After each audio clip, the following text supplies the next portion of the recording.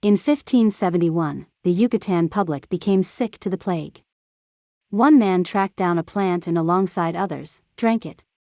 The substance turned individuals blue and made them unequipped for taking in air.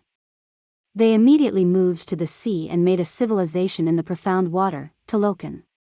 One of the ones who ingested the plant had a child named Talokan. The child grew up to become leader of Talokan.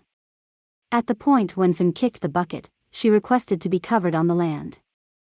Talokan drove a few watchmen up to the land where he saw a human progress. They went after the development to account for his mom's entombment. One of the residents referred to him as Namor, signifying the kid without adoration. Shuri works in her lab, making a good attempt to make a counterfeit heart-molded spice to use for her sibling Wakanda's top dog, Chala, who is passing on from a disease. Ramonda gradually strolls into the lab, reporting the ruler's passing. After a year, Wakanda is experiencing difficulty with different countries needing their vibranium. The Dora Milaje discover French military men attempting to take from their station. Afterward, Ramonda converses with the unified countries and uncovers the French's endeavor to take. She reminds the nations that despite the fact that the Dark Jaguar is gone, they will in any case battle. At a mining station, Americans mine in the sea utilizing a vibranium identifier that was made by a MIT understudy, Riri Williams. They utilize this to find vibranium in the sea. Out of nowhere they go under assault by Talokanals who don't need them taking their vibranium. The final helicopter of survivors is struck somewhere around Namor. In Wakanda, Ramonda and Shuri go to the water and grieve the year since Chala's passing. They consume their burial service articles of clothing to mean the finish of the grieving time frame, regardless of Shuri not being totally prepared for this. Namor then shows up, overcoming the boundary by going under the water. He uncovers to them the presence of Talokan and believes that their assistance should prevent outsiders from taking vibranium. He additionally makes sense of that Wakanda isn't the main spot that has vibranium, Talokan has it as well. Ramonda reprimands him, stressed of his presence. He lets them know he will kill the researcher who created the machine and that they can help him, however they can't hinder him. Shuri and Okoye go to meet Everett Ross, who gives them the name and area of the youthful researcher, in spite of potentially offering private data. Okoye and Shuri then, at that point, go to Cambridge, Massachusetts to track down Williams. They follow her to her carport where she uncovers that she is chipping away at an Iron Man-type protection. Be that as it may, they are trailed by the FBI. The three move away, Okoye in a vehicle, Shuri in a bike, and Williams in her defensive lair. Out of nowhere, they are met by Talokanals, Atuma and Namora. A short conflict closes in Shuri and Williams getting caught.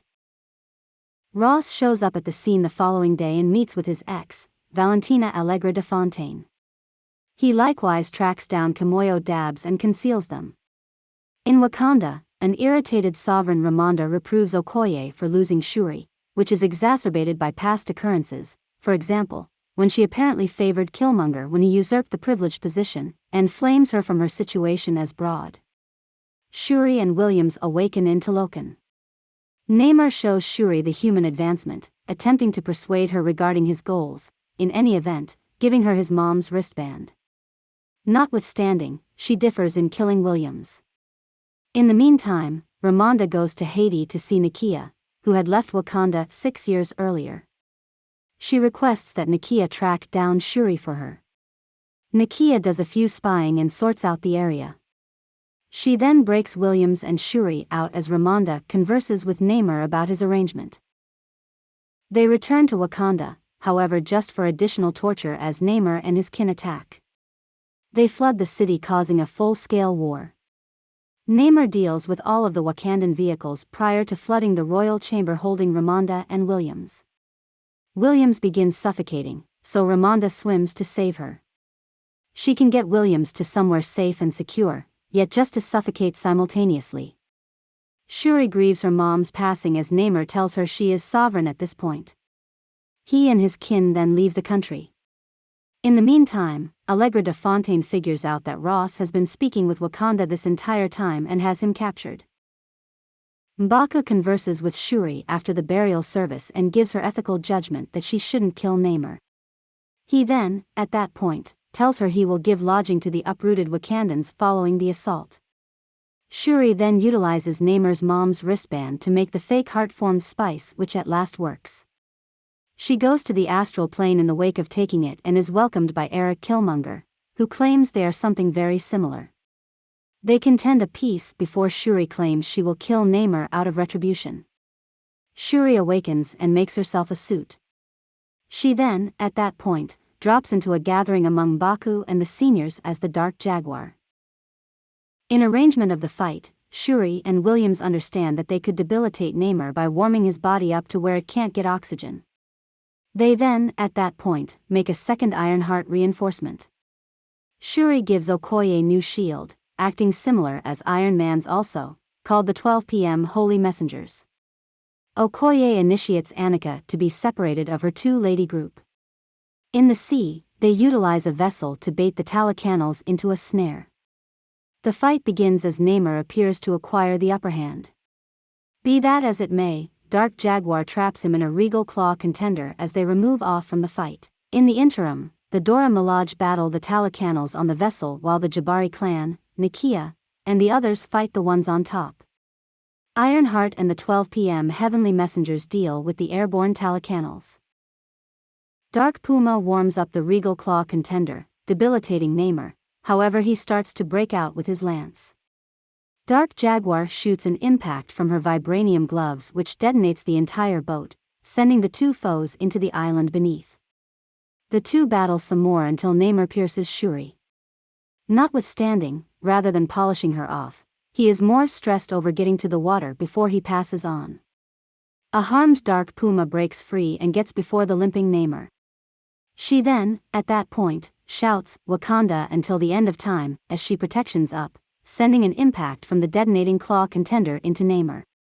He is set on fire as he implodes. She remains over him to polish him off, yet recollects her sibling, T'Challa. With these recollections of the man he was, she chooses to save Namor's life the same length as he gets back to Talokan. Namor has appreciation for the Dark Puma and joins her as they return to the battle scene and advise everybody to quit battling. Yet again Dark Puma then, at that point, shouts, "Wakanda for eternity," as the rest rehash it back. In the outcome, Williams gets back to MIT without her covering as the Wakandans need no contention with letting her keep it. Shuri leaves for Haiti as opposed to trying for the high position, which eventually is tested by M'Baku. Afterward, Namor paints in his room as Atuma welcomes him. Namor guarantees her that their new union with Wakanda will be advantageous. While heading to jail, Okoye breaks Ross out of authority. In Haiti, Shuri meets with Mejía prior to leaving for the ocean side where she consumes her memorial service stately robe, permitting her to lament at last. In a mid-credits scene, Shuri discovers that Mejía and T'Challa have a child, Toussaint, who Mejía has been bringing up stealthily distant from the tension of the lofty position. Toussaint uncovers his Wakandan name is T'Challa.